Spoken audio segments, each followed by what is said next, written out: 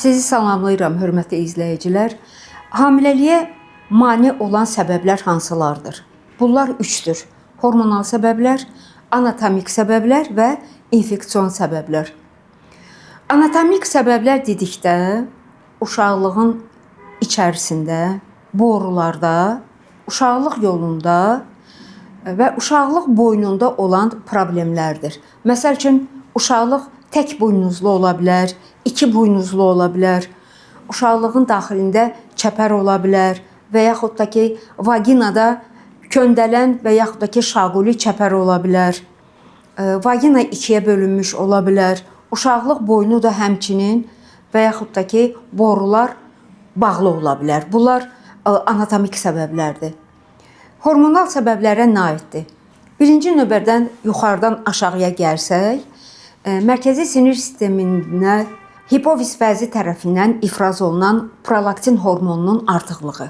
Bu 90% hamiləliyə mane olan səbəbdir. İkincisi, tiroiddə olan problemlər, həm hipotireoz, həm də hipertireoz. Üçüncü, böyrək üstü vəzdə olan problemlər, bunlar bəzi hormonların artıqlığı sonsuzluğa səbəb ola bilir.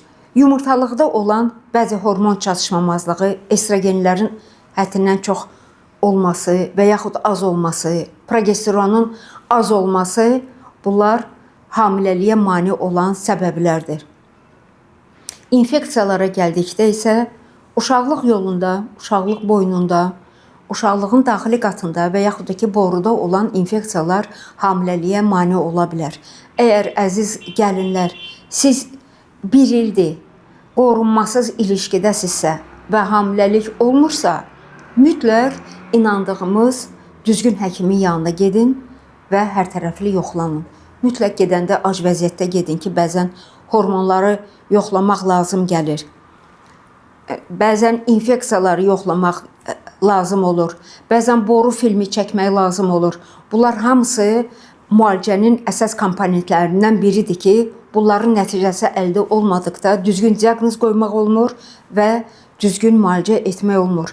Əziz qadınlar, bir il müddətində hamilə qalmırsınızsa, 35 yaşından yuxarı qadınlar isə 6 ay müddətində hamilə qalmırsınızsa, mütləq həkimə müraciət edin, müayinə olunun və hamiləlik sevincini yaşayın.